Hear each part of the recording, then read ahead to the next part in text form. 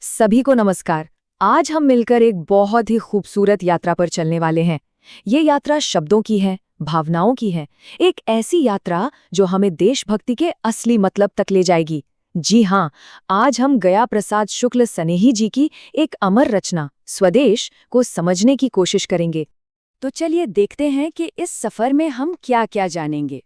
सबसे पहले हम कवि गया प्रसाद शुक्ल सनेही जी को और उनकी प्रेरणा को थोड़ा करीब से जानेंगे। फिर हम कविता के एक-एक भाव में उतरेंगे, समझेंगे कि पत्थर दिल और व्यर्थ जीवन का क्या मतलब है, अपने समाज और देश के लिए हमारी क्या जिम्मेदारियां हैं और अपनी मातृभूमि का गुणगान क्यों जरूरी है। और आखिर में हम देखेंगे कि कैसे ये कविता हमें समर्पण और बलिदान के लिए प्रेरित करती है और इसका असल संदेश क्या है। तो चलिए शुरू करते हैं। सबसे पहले बात करते हैं उस महान कवि की जिनकी कलम से ये देशभक्ति की भावनाएं शब्द बनकर निकलीं। गया प्रसाद शुक्ल, जिन्हें प्यार से सनेही जी के नाम से जाना जाता है, वो महज एक कवि नहीं थे, वो तो एक राष्ट्रवादी आवाज थी। सच कहूं तो उनकी कलम में एक ऐसी आग थी जो सोए हुए दिलों में भी देश प्रेम और समाज के लिए कुछ करने की एक ज्वाला सी जगा देती थी। तो अब चलिए सीधे कविता की उन पहली पंक्तियों पर चलते हैं, जहां सनेही जी ने देशभक्ति को एक बहुत ही मजबूत तरीके से परिभाषित किया है। सुनिए, कवि कितने सीधे और असरदार शब्दों में कहते हैं। वह हृदय नहीं है, पत्थर है, जिसमें स्वदेश का प्यार नहीं। जो जीवित जोश जगा न सका, उस जीवन में कुछ सार नहीं। देखिए, इन पंक्तियों में कवि ने प्रेम और जीवन के असली मतलब को सीधे सीधे राष्ट्रभक्ति से जोड़ दिया है। यहाँ जो पत्थर शब्द का इस्तेमाल हुआ है, वो सिर्फ एक शब्द नहीं है, ये एक बहुत ही पावरफुल मेटाफर है। कवि हमें ये महसूस कराना चाहते हैं कि वो दिल जिसमें अपने देश के लिए प्यार और भावनाएं नहीं हैं, वो असल में दिल है ही नहीं, वो तो बस एक कठोर बेजान पत्थर है। तो मतलब ये हुआ कि अगर जीवन में अपने देश के लिए जोश और जुनून नहीं है, तो उस जीवन का कोई सच्चा सार, कोई मकसद ही नहीं है। ऐसा जीवन तो बस सांस लेने जैसा है, जिसमें कोई जान ही नहीं है। अब कविता आगे बढ़ती है और एक व्यक्ति की भावना से पूरे समाज की तरक्की की ओर इशारा करती है। सुनिए, जो चल न सका संसार संग, उसका होता संसार नहीं। जिसने साहस को छोड़ दिया, वो पहुंच सकेगा पार नहीं। यहाँ कवि कर्म यानी एक्शन और साहस की अहमियत पे जोर दे रहे हैं। ये पंक्तियां हमें सिखाती हैं कि एक देश के तौर पर हम सब के लिए साथ मिलकर आगे बढ़ना कितना जरूरी है। कोई भी इंसान या समाज अगर वक्त के साथ कदम से कदम मिलाकर नहीं चलता, तो वो तरक्की की इस दौड़ में बहुत पीछे छूट जाता है। और ये तो सच है कि बिना हिम्मत के जीवन की कोई भी मुश्किल पार नहीं की जा सकती। तो हमने अभी जिन शब्दों को देखा, सार मतलब जीवन का मूल्य, संसार संग मतलब दुनिया के साथ चलना, और पार यानी सफलता पाना, इन सभी को कवि ने देश प्रेम और हिम्मत से जोड़ा है। तो जब बात हिम्मत और तरक्की की होती है, तो ये हमें स्वाभाविक रूप से हमारे समाज और देश के प्रति हमारी जिम्मेदारियों की याद दिलाती है। चलिए देखते हैं कि कवि इस बात को आगे कैसे बढ़ाते हैं। अब कवि हमारी जिम्मेदारियों को और भी साफ करते हुए कहते हैं, जिससे न जाति उद्धार हुआ, होगा उसका उद्धार नहीं।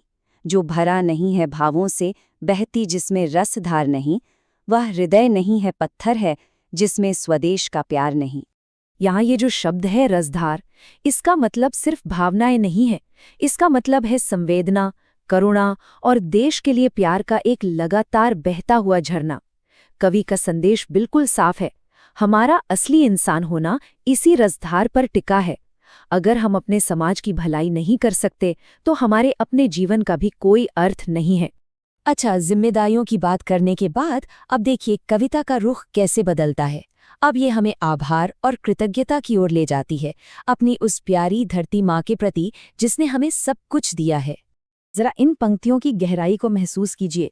जिसकी मिट्टी में उगे बढ़े, पाया जिसमें दाना पानी, माता पिता बंधु जिसमें हैं जिसके राजा रानी। ये पंक्तियां तो जैसे हमारी जड़ों का, हमारे होने का जश्न मना रही हैं। कवि हमें याद दिला रहे हैं कि हम सब इस जमीन से, इस मिट्टी से कितने गहरे जुड़े हुए हैं। ये वही मिट्टी है जिसने हमें बड़ा किया, हमें खाना दिया, जहाँ हमारे परिवार और दोस्त हैं। तो ये सिर्फ जमीन का एक टुकड़ा नहीं, ये हमारे वजूद का आधार है। और ये आभार का भाव तब और भी बढ़ जाता है जब कवि कहते हैं, जिसने की खजाने खोले हैं, नव रत्न दिए हैं लासानी, जिस पर ज्ञानी भी मरते हैं, जिस पर है दुनिया दीवानी। इन पंक्तियों में हमारे देश की संस्कृति और ज्ञान के खजाने का गुणगान है। तो इन पंक्तियों में जो खास शब्द आए उन्हें एक बार फिर देख लेते हैं।